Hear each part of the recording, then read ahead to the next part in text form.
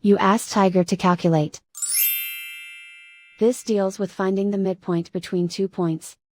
The midpoint between the 2 points is negative 51.5, 45.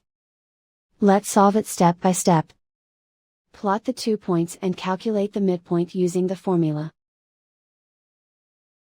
The coordinates of point 1 are, x1 equals negative 61, y1 equals 76.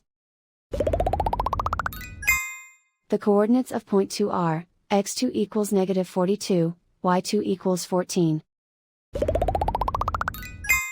PM represents the midpoint of the 2 points.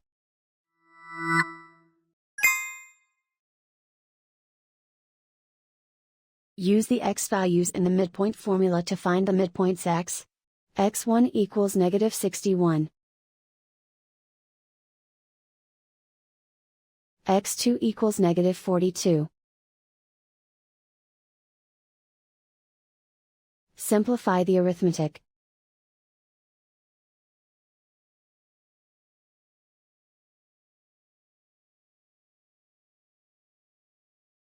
Use the y values in the midpoint formula to find the midpoints y. y1 equals 76. y2 equals 14. Simplify the arithmetic.